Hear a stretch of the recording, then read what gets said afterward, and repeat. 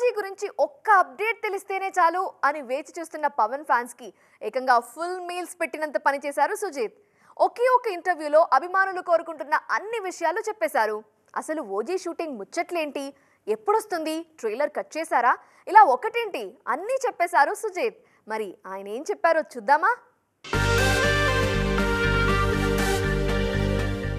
పవన్ కళ్యాణ్ ప్రస్తుతం 3-4 సినిమాలు చేస్తున్నారు. కానీ అందరి ఫోకస్ మాత్రం ఓజీ పైనే ఉంది. కారణం ఏదైనా ఈ మధ్య ఎక్కువగా రీమేక్స్ చేస్తోన్న పవన్ చాలా రోజుల తర్వాత చేస్తోన్న ఒరిజినల్ సినిమా ఓజీ. అందుకే టీజర్ రిలీజ్ నుంచే దీనిపై అంచనాలు ఆకాశమంతా పెరిగిపోయాయి. ఇప్పటికే ఈ చిత్ర షూటింగ్ 70% పూర్తయింది.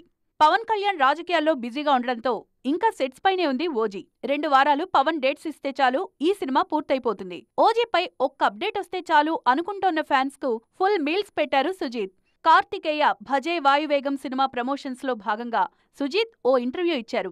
అందులోనే ఓజీ ముచ్చట్లు ఫ్యాన్స్ కు చెప్పారు.